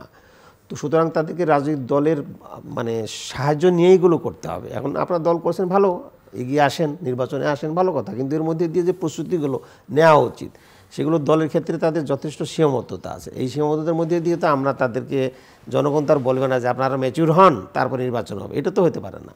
তো সুতরাং ম্যাচিউর কারণ তাদেরকেই, যেহেতু ইয়াং, তার এনার্জেটিক, যেটা মনে হচ্ছে এক একটা রাজনৈতিক দল অন্য রাজনৈতিক দলকে ডিকটেট করছে যে তোমাকে এটা করতে হবে, ওটা বলতে হবে, এটা মানতে হবে। এই যে ব্যারিস্টার হেলাল যেটা বললেন, আমি এগুলো সাইন করব না, আমি খারাপ, আপনি বলেন না, হাইপোথেটিক্যালি আমি বলছি, আমি করলাম না সাইন, আপনি বলেন আমি সাইন করিনি, আমি খারাপ করেছি, জনগণ ডিসাইড করবে। ইভেন বা জামাত যদি মনে করে বা এনসিপি মনেই তো করতে পারে, কেউ তো অন্যকে বাধ্য করতে পারে না। এই জায়গাতে সমস্যাটা হবে কোথায় জিল্লুর ভাই, যে যদি আমি আবার বলছি আস্থায় আনতে হবে সকলকে, এটা সকলেই এখানে ভূমিকা রাখতে হবে। এক, দুই হচ্ছে যে আমাদের রাজনৈতিক সংস্কৃতি ডেভেলপ হয় নাই, যার কারণে এই প্রবলেমগুলো তৈরি হচ্ছে। আর এই যে ন্যারেটিভগুলো আমরা 54 বছরে আমি বলবো, কারণ বিএনপি শুধুমাত্র জিয়া রহমানের শাসনটা ছাড়া আর বাকি কিন্তু কোনো রাজনৈতিক ন্যারেটিভ এখানে তৈরি করতে পারেনি। আমাদের শিক্ষা ব্যবস্থা সংস্কার হয় নাই যথাযথভাবে, আমরা দেশপ্রেমিক নাগরিক তৈরি করতে পারি নাই। কেন আজকে ভারতীয় আধিপত্যবাদ এতভাবে আমাদের দখল করে ফেললো? পতাকা ছাড়া আমাদের কিছুই ছিল না, ইনস্টিটিউটগুলো দখল করে ফেললো। পেঁয়াজের দাম নিয়ন্ত্রণ হবে ভারতে, কিন্তু এটাও আমরা কিভাবে বলি, দেশপ্রেম না থাকলে এত মানুষ জীবন দিল কিভাবে, আমাদের দেশের এই টেরিটরিতে আমরা বসবাস করি, আমাদের ভিতর থেকে তৈরি হবে না কেন? যে আমাদের প্রতিবেশী রাষ্ট্র ঠিক করবে বাংলাদেশের পেঁয়াজের দাম কত হবে, আসল জগৎ ডাল কত হবে, ব্যবসা বাণিজ্য, সংস্কৃতি, শিল্প, সাহিত্য সবকিছু, বই ছাপানো হবে কলকাতা। আমাদের দেশে প্রেস নাই, এতদিন চলে নাই দেশ। এই যে এত নিয়ন্ত্রিত করার ব্যবস্থার মধ্যে তো ক্ষোভটা তৈরি হয়েছে। সে জায়গায় আমি বলবো যে এই বিষয়গুলো নিয়ে আমাদের অ্যাড্রেস করতে হবে এবং শক্ত অবস্থান নিতে হবে সকল রাজনৈতিক দলের, তাহলে আমাদের মধ্যে আস্থাটা তৈরি হবে। এবং এনসিকে এইভাবে মোকাবেলা করে, এনসিপি কথাগুলো বলার সুযোগ আমরা দেবো কেন? ওই কথাগুলো বলার সুযোগ পাচ্ছে বলে তারা বলছে। ডিকটেট করছে এটা অন্য জিনিস, কারণ ডিকটেট করে তার জুলাই সনদ তৈরি হবে না যে সাইন করো। সাইন করতে গেলে আমার পার্টির ডিসিশন হবে, নির্বাহীতে যাবে, আমরা ঐক্যবদ্ধ হবে, তারপর সাইন করবো। এবং আমি মনে করি জুলাই সনদটা খুব তাড়াতাড়ি এই জন্য দরকার, তাহলে নির্বাচনটা আমাদের সম্পাদন করা বা নির্বাচন তারিখ নির্ধারণ করা খুব সহজ হয়ে যাবে। এটা না হলে যত দেরি হবে তত আমরা পিছিয়ে যাব। ধন্যবাদ ব্যারিস্টার মীর হেলাল। আমরা সবাই আওয়ামী লীগের সমালোচনা করছি, এটার একটা যথার্থতা আছে, কারণ ওনারা যে অত্যাচার করেছে বা হত্যাযজ্ঞ চালিয়েছে এটা আমরা করব। কিন্তু কিছু কিছু দল এখন শুধু বিএনপি সমালোচনা করে, তো এটা হয়তো তারা মনে করছে এখন ভোটের রাজনীতিতে হয়তো BNP maybe one of the main অপোজিশনস বা একটা খুব সাইজেবল অপোজিশন। এখন একদিকে বলে ভোট চাই না, আবার আমরা দেখতে পাচ্ছি বিভিন্ন এলাকায় সবাই যায় পোস্টার লাগাচ্ছে, গণসংযোগ করার চেষ্টা করছে যে যতটুকু পারছে। কথার মধ্যে আমার মনে হয় একটা হিপোক্রেসি বা হিপোক্রিটিক্যাল একটা সিচুয়েশন রেজ করছে, যে একদিকে আপনি বলছেন না এখন ইলেকশনের টাইম হয় নাই, কিন্তু একদল 300 জনের নমিনেশন ডিক্লেয়ার করে দিচ্ছে, আরেক দল গিয়ে এলাকায় গণসংযোগ করছে, আর আমাদেরকে বলছে তোমরা সংস্কার চাও না, যেখানে একমাত্র দল যারা লিখিতভাবে 31 দফা সংস্কার দিয়েছে। এটা কোনো আমাদের ধর্মীয় গ্রন্থ না যে দেওয়া হয়ে গেছে that's it close, no, it is subject to amendment. But এটা তো আমাদের রাষ্ট্রীয় কোনো সংস্কারের প্রস্তাব না, এটা আমাদের দলীয় সংস্কারের প্রস্তাব। যদি রাষ্ট্র পরিচালনার দায়িত্ব পায়, আমরা সবসময় একটা কথা বলি ক্ষমতায় যাওয়া, এইটাতে আমাদের সাইকোলজিক্যাল চেঞ্জটা হয়ে যায় যে ক্ষমতা পেলাম। আসলে তো বিষয়টা হচ্ছে রাষ্ট্র পরিচালনার খণ্ডকালীন দায়িত্ব দেওয়া হচ্ছে কাউকে না কাউকে। এইটা যদি মাথায় থাকে, রাষ্ট্র পরিচালনা গেলে নিশ্চয়ই 31 দফার সাথে আরও যেগুলো আসবে এগুলো অ্যাডেড হবে, কিছু মাইনাস হতে পারে। বাট এটা তো আপনাদের বুঝতে হবে, এই 31 দফা যখন আমরা দিয়েছি এটা আমাদের পার্টির প্রোগ্রাম, জুলাই আগস্টে এমন নতুন কোনো ঘটনা ঘটেনি যেখানে এটা নেই, এটা সমাধান এখানে নেই। জুলাই আগস্ট যেন না ঘটে এই জন্যই 31 দফাটা দেওয়া হয়েছে। সমস্যা হচ্ছে 31 দফা এই যে বলতেছে বিএনপি এগুলো মানে না, পিআর মানে না, অলরেডি আছে। বিএনপি 10 বছরের মেয়াদ করে দিচ্ছে, তো 10 বছর মানে তো 2 টার্মই হলো, যদি বাংলাদেশের এখন ওই 5 বছর ঠিক থাকে। তো আমার মনে হয় যে জাস্ট একটা ধূম্রজাল সৃষ্টি করা হচ্ছে ফর নো রিজন। এবং এইটাতেই কিন্তু যারা বলছে যে বিএনপি আওয়ামী লীগ বা এদেরকে অ্যাকোমোডেট করছে, নো। আমি আবারও বলেছি, গতকাল আমি একটা বক্তব্য শুনেছি, ওর যেটা কথার টোন, ওনার যেটা কথার টোন, এইটা কিন্তু সেম। একটা দল বলছে যে না মানে এখন তো ইলেকশন হলে ভালো হবে না, মানে সব শেষ হওয়া লাগবে। এটা হলো অনভিজ্ঞতার একটা বক্তব্য, আমি অনভিজ্ঞতা বা ইনএক্সপিরিয়েন্স একটা স্টেটমেন্ট। কারণ ওনাদের হয়তো মাথায় নেই দেশটা কিভাবে চলে। অফিসে গিয়ে বসলাম, অর্ডার দিলাম, ট্রান্সফার করাই দিলাম, ডিসি অফিসে বসে থাকলাম, ইউএনও অফিসে বসে থাকলাম, ওসির ওখানে বসে থাকলাম, মামলা নিতে হবে, করতে হবে। এইভাবে আসলে দেশ চলে না। This is what Awami League did and this is why Sheikh Hasina had to leave this country. পালাতে হয়েছে। লক্ষণ সেনের পরে তো উনিই পালালেন, মানে বাংলাদেশ শাসকদের। রাইট। তো এই ধরনের পরিণতি আমরা দোয়া করি কারো না হোক। আর একটা কথা হচ্ছে, জুলাই অভ্যুত্থানের ক্রেডিট নেওয়ার কোনো বিষয় নেই। জুলাই অভ্যুত্থানে যদি ওরকম ভাগাভাগি করে সবচেয়ে বেশি মারা গেছে হলো আমাদের দলীয় নেতাগুলো, মোর দ্যান হাফ। কিন্তু এইটা তো কোনো বিষয় না। বিষয়টা হচ্ছে পুরো বাংলাদেশ এই ফর দ্য ফার্স্ট টাইম একটা জায়গায় এসেছে যে না, স্বৈরশাসককে বিদায় করতে হবে। এবং তখন কিন্তু আসলে জাতীয় সরকারের একটা আলোচনা ছিল, যেটা বিএনপি রিজেক্ট করেছে, যে no, we don't want to be in power like this. একটা গভর্নমেন্ট আসবে নিরপেক্ষ, ওনারা দেশের যা সংস্কার দরকার সবাইকে একসাথে করবে, একসাথে করে একটা নির্বাচন দিবে, নির্বাচনের মাধ্যমে জনগণ যাকে চায় তাকে দিবে। কিন্তু দেখা গেল একটি গোষ্ঠী কিন্তু এটা ক্ষমতার অংশীদার হলো। ক্ষমতার অংশীদার আমি কথাটা এই জন্য বললাম, বিকজ এইটা অ্যাকচুয়ালি ক্ষমতার অংশীদার হয়েছে, রাষ্ট্র পরিচালনার দায়িত্ব নেয়নি। যদি রাষ্ট্র পরিচালনার দায়িত্ব নিত, অবশ্যই রাষ্ট্রের জন্য যেটা ভালো, দেশের মানুষের জন্য যেটা ভালো, সেরকম স্টেটমেন্ট করতো, সেরকম কাজ করতো। তো আমি মনে করি আসলে যত বিলম্ব হবে এই ধরনের অনিশ্চয়তা আরও বাড়বে। যে টাইমলাইন দেওয়া হয়েছে, জুলাই সনদ বলেন, জুলাই চার্টার বলেন, যেটাই হোক, মোটামুটি মেজরিটি যদি এগ্রিমেন্ট হয়, বেসিক এগ্রিমেন্ট করে ওনাদের একটি এক্সিট প্ল্যান জাতির সামনে দিলে অনেক মানে সংশয় এগুলো কেটে যাবে এবং বাংলাদেশে একটু রাইট ট্র্যাকে আবার উঠে যাবে বলে আমি মনে করি। Final round, closing remarks. ওই একটা ইনফরমেশন দিয়ে রাখি, সেটা হচ্ছে একটা মামলা যে হয়েছে, এখানে কিন্তু মামলার আসামি মাত্র 3 জন, প্রধানমন্ত্রী, স্বরাষ্ট্রমন্ত্রী এবং আইজিপি। তো আরও কিছু চার্জশিট যতটুকু আমরা জানি ওনাদের রেডি হচ্ছে, খুব শিগগিরই বোধহয় মামলাটা হবে। তো এগুলো হয়ে গেলে কিছুটা হয়তো আশান্বিত হবে যে হ্যাঁ, বিচারটা দৃশ্যমান হচ্ছে। এবং সে জায়গায় যদি এই প্রথম মামলায় যেটা নোটিফিকেশন হয়েছে ফর অ্যাটেন্ডেন্স আর কি এখানে, এবং এরপরে যদি সরকার থেকে তার প্রসিকিউটর নিয়োগ দেওয়া হয়, তার পক্ষের আইনজীবী নিয়োগ দিয়ে দেওয়া হয়, আমার মনে হয় যে এটা খুব তাড়াতাড়ি আগায় যাবে। এবং একই সাথে আর যে মামলাগুলো আছে সেগুলো আমার মনে হয় যে খুব তাড়াতাড়ি আমরা দৃশ্যমান পাবো। আর সংস্কারের ক্ষেত্রে ইতিমধ্যে যতগুলো মিটিং হয়েছে, আমি যতগুলো ফলো করি মিটিংগুলো, তাতে কিন্তু আমাদের হেলাল ভাই যেটা বলেন ঘটনা সত্যি, অনেকগুলো বিষয় ঐক্যমত হয়ে আছে। এটা কিন্তু খুব তাড়াতাড়ি হবে। মানে আমার মনে হয় জুলাই সনদ হওয়ার সাথে সাথে আমার মনে হয় যে আমরা খুব দৃশ্যমান দেখতে পাবো। আমি যদি একটু আশাবাদী যে নির্বাচনের ক্ষেত্রে হ্যাঁ, এই জায়গায় একটু সমস্যা হতে পারে। কারণ হচ্ছে যে ওই লন্ডনের মিটিংয়ের ক্ষেত্রে বারবার যেটা আপনি বলছেন, সেখানে তো দৃশ্যমান কিংবা আমাদের অ্যাকসেপ্টেবল যে বিচার এবং সংস্কারের ক্ষেত্রে মৌলিক জায়গায় আমি আবারও অ্যাড্রেস করছি, নির্বাচন রিলেটেড যতগুলো বিষয় আছে, একটা ফ্রি ফেয়ার ক্রেডিবল ইলেকশন এবং আন্তর্জাতিকভাবে গ্রহণযোগ্য হবে। এবং এবার সত্যি মানুষ অনেক সচেতন, ভোট দিতে চাচ্ছে। যারা 15 বছর বা 20 বছর ভোট দিতে পারে না, 3টে ইলেকশন ভোট দিতে পারে না, এই যুবক শ্রেণীতে এখনও সক্রিয় যে আমরা ভোট দেবো। এই জন্য খুব উৎসমুখর পরিবেশ নির্বাচন হবে, সচেতনতা বৃদ্ধি পেয়েছে মানুষের মধ্যে, দেশপ্রেমের তাদের একটা চর্চা হচ্ছে এখন। এগুলো একটা গুড সাইন। এবং এর মধ্যে দিয়ে কিন্তু রাজনৈতিক সংস্কৃতি গড়ে উঠবে এবং এটাকে লিড করতে হবে দলের। আমি বারবার বলছি, দল যদি এগুলো অ্যাড্রেস না করে, জামাত হোক বিএনপি হোক, তাহলে কিন্তু বিশৃঙ্খলাটা বাঁচবে। কারণ এরাই তো স্টেক হোল্ডার, রাজনীতি এরাই ক্ষমতায় যাবে এবং বিএনপি সবচেয়ে বেশি ভালো পজিশনে আছে তার দল গঠনের ক্ষেত্রে। এবং এই যে এখন প্রার্থীর কথা উনি বললেন যে প্রার্থী তো অন্য দল দিয়েছে, তাদের সংকট, প্রার্থীর সংকট আছে বিধায় তারা দিয়েছে। বিএনপি তো প্রার্থীর সংকট নাই, একটা সিটে 4-5 জন অতিরিক্ত প্রার্থী থাকাও একটা সমস্যা। না, ওই সমস্যা হচ্ছে সেটাও জন্য সুবিধাও আছে। এই জন্যই তো আমি বারবার বলছি দলের সংস্কারটা এবং কন্ট্রোলটা, যে এনুসাব যেমন নিতে পারতেছেন না, এই যে বিএনপিতে চাঁদাবাজির অভিযোগ কেন আসে, কন্ট্রোলিং অনেকগুলো বহিষ্কার করেছেন। কিন্তু আমি বলতেছিলাম আগেও এখনও বলছি যে দলের কাউন্সিলিংগুলো যে করে ফেলতে পারতেন ওরা, তাহলে একটা সিস্টেমেটিক্যালি আমরা তো আস্থায় আনতে চাই, দলগুলোই আমাদের আগামী নির্দেশ পরিচালনা করবে। এই কাউন্সিলিংটা যদি ওরা মানে দলীয় কাউন্সিল ভিত্তিক নেতা নির্বাচন করে ফেলতে পারতেন তাহলে কিন্তু ইতিমধ্যে অনেক সমস্যার সমাধান হয়ে যেত। এবং এই জায়গায় একটা সরকারের তো অনেকগুলো মেকানিজম আছে, শুধু এমপি হয়তো মূল বিষয় নয়, এমপির সাথে সাথে অনেকগুলো সরকারি সংস্থা বেসরকারি সংস্থা অনেকগুলো সুযোগ সুবিধা আছে যেগুলো পার্টির বিভিন্নভাবে তারা এগুলো ম্যানেজ করেন। তো এই কাজগুলো যদি ওনারা এখনই স্টার্ট করেন আমার মনে হয় যে তাহলে একটা তাড়াতাড়ি হবে, কারণ হঠাৎ করে নির্বাচন চাপাই দিলে তো এটা হবে না, তখন গোলমাল লেগে যায়।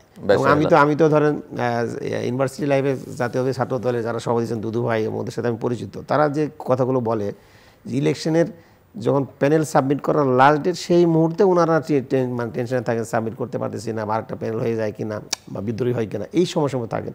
তো এই কাজগুলো আগে ফাইল ওয়ার্ক করলে তো আমার মনে হয় যে আরও আগে যায়। জনগণ চায় যে তার দলগুলোর উপরে আস্থাশীল হতে, তারা চায় যে যে দলটা দেশ চালাবে তারা যেন অবশ্যই আমাদের কথাগুলো বলে, আমাদেরকে অ্যাড্রেস করে, আমাদের যা চায় সেগুলো তারা বলে। আমার মনে হয় এই জায়গায় যদি দলগুলো আমার মনে হয় নির্বাচনমুখী হয় তাহলে আরেকটু সহজ হবে আস্থা তৈরি করার জন্য, সেটাই আমি বলতে চাচ্ছি। আর শেষ কথা হচ্ছে যে এই জায়গায় কিন্তু আমরা এই জুলাইয়ের মধ্যে কতগুলো ঐক্যমত্য হয়ে গেছে এখানে। একটা হচ্ছে যে আমাদের আধিপত্যবাদ বিরোধী যে আমাদের একটা সংগ্রামী চেতনা আমরা তৈরি করে ফেলেছি, সব দলের মধ্যে এটা আছে, এবং এটা দলগুলো নির্দেশ না দিলেও কিন্তু জনগণ ঐক্য তৈরি হয়ে গেছে। এক, দুই হচ্ছে যে কথাগুলো আমরা বলেছিলাম ইনক্লুসিভ রাজনীতিতে বাংলাদেশ জাতীয়তাবাদের যে মূল চেতনা এটা কিন্তু হয়ে গেছে। এবং একই সাথে এখানে ধর্ম নিয়ে যে কথাগুলো বিগত 16 বছর আপনার এই ফ্যাসিস্ট স্বৈরাচার জাতিকে বিভাজন করার জন্য চেষ্টা করেছে সেটার সমাধান হয়ে গেছে। এই জন্য ধর্মীয় মূল্যবোধ একই সাথে যে দলেরই থাকুক না কেন, হিন্দু বৌদ্ধ খ্রিস্টান, আমরা এখানে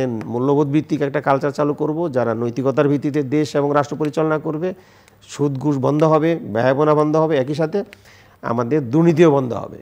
এই বিষয়গুলো কিন্তু একটা আন্দোলনের মধ্যে দিয়ে জনগণের আকাঙ্ক্ষা তৈরি হয়েছে। এই জায়গায় দলগুলো যদি অ্যাড্রেস করে আমার মনে হয় খুব সহজ হবে নির্বাচন পরিচালনা করা, তাহলে বিভেদ তৈরি হবে অথবা বিভেদের ক্ষেত্রে ঐক্য তৈরি হবে না, সমস্যা বাড়তে থাকবে। ধন্যবাদ। মীর হেলাল, খুব ছোট করে। একদমই শর্ট করে বলছি, উনি একটা কাউন্সিলিংয়ের কথা বললেন। আমি যেহেতু সাংগঠনিক টিমে কাজ করি, আমাদের একেবারে প্রতিটি এলাকায় একদম ওয়ার্ড থেকে ইউনিয়ন থেকে উপজেলা নিয়ে কাউন্সিল করে কিন্তু আমাদের কমিটিগুলো গঠন করা হচ্ছে। আর আমরা বলছি বিভিন্ন ধরনের অভিযোগ আসে, এগুলো আমরা তদন্ত করি, যেটা আমাদের তথ্য প্রমাণ পাচ্ছে আমরা ব্যবস্থা নিচ্ছি। একটা পুরো জাতির টোটাল মনস্তাত্ত্বিক পরিবর্তন তো আপনি 6 মাসে 7 মাসে 9 মাসে করতে পারবেন না, বিকজ আওয়ামী লীগের 17 বছরের যে টেন্ডেন্সিটা ক্রিয়েট করে গেছে অনেকের মাঝে কিন্তু এটা একটা অ্যাজ অফ রাইট মনে করে। তো এই জায়গা থেকে আমরা প্রতিনিয়তই আমাদের দলের পক্ষ থেকে আমরা কাউন্সিলিং বলেন বা রাজনৈতিক কাউন্সিলের মাধ্যমে কমিটি করা, দোনোটাই আমরা চালিয়ে যাচ্ছি। বৃহত্তম রাজনৈতিক দল বর্তমানে যারা আছেন আমি মনে করি কমিটি বা আমাদের সাংগঠনিক ভিত্তি হিসেবে বাংলাদেশ জাতীয়তাবাদী দলের সবচেয়ে ওয়াইডেস্ট নেটওয়ার্ক অফ লিডারশিপ আছে, সেই হিসেবে আমাদের দায়িত্বটা হবে সেটা আমরা রিয়েলাইজ করি এবং we are working towards it. আর আমি আবারও আমি ভেরি অপটিমিস্টিক পারসন, আমি মনে করি Bangladesh will not lose its way. ইনশাল্লাহ যথাসময়ে নির্বাচন হবে। মাঝখানে যারা নির্বাচন নিয়ে এই ধরনের ধূম্রজাল সৃষ্টি করতে চাইবেন তারাই কিন্তু গণধিকৃত হবেন বলে আমি বিশ্বাস করি। ইতিহাস তাদেরকে ক্ষমা করবে না এবং ইতিহাস তাদেরকে আনফর্চুনেটলি আন্দোলন সংগ্রাম করার পরেও শেখ হাসিনার মতো কাতারেই মাপবে। দর্শক অনুষ্ঠানের শেষ প্রান্তে আমরা সামাজিক যোগাযোগ মাধ্যম ফেসবুক, এক্স এবং ইউটিউবে তৃতীয় মাত্রা লাইভ স্ট্রিম হচ্ছে, আপনারা দেখতে পারেন। টেলিভিশন পর্দায় দেখতে না পারলে যে কোনো সময় যে কোনো স্থান থেকে ইউটিউবে তৃতীয় মাত্রা চ্যানেলটি সাবস্ক্রাইব করে এই পর্ব বা পুরনো পর্বগুলো আপনারা দেখতে পারেন। অ্যাডভোকেট মোহাম্মদ মুজিবুর রহমান, ব্যারিস্টার মীর মোহাম্মদ হেলালুদ্দিন, অসংখ্য ধন্যবাদ এই আলোচনা শুনবার জন্য। দর্শক, আমরা নির্বাচন তো চাই এবং যে বিষয়গুলো নিয়ে আলোচনা হচ্ছে যে সংস্কার চাই, বিচার চাই, ঐকমত্য চাই, এসবই দরকার। রাজনৈতিক সংস্কৃতিতে পরিবর্তন চাই, কিন্তু ব্যারিস্টার মীর হেলাল যেটা বলেছেন যে নির্বাচন আমাদের দরকার এবং নির্বাচনের সঙ্গে অন্য কোনো শর্ত জুড়ে দিলে হবে না, বরং ওই যে সংস্কার দৃশ্যমান কিনা, বিচার দৃশ্যমান কিনা, সেই আলোচনার চাইতে অত্যন্ত গুরুত্বপূর্ণ যে নির্বাচনের প্রস্তুতিটা দৃশ্যমান কিনা। যেটা অ্যাডভোকেট মুজিবুর রহমান বলেছেন যে পুলিশ এখনও তৈরি না, হয়তো প্রশাসনও সেই অর্থে ক্রিয়াশীল না। এই জায়গাটাতে আসলে সংস্কারের কাজটা অনেক জরুরি ছিল, সেটা কিন্তু আমরা দেখতে পাচ্ছি না এবং সে কারণেই ওই সন্দেহের ডালপালাগুলো মেলতে থাকে। এবং অ্যাডভোকেট মুজিবুর রহমানও ব্যারিস্টার মীর হেলালের সঙ্গে একই সুরে কথা বলেছেন যে যত দ্রুত নির্বাচন হয় ততই দেশের জন্য কল্যাণকর। আমাদের সঙ্গে থাকবার জন্য অসংখ্য ধন্যবাদ, আপনাদের সবার জন্য শুভকামনা।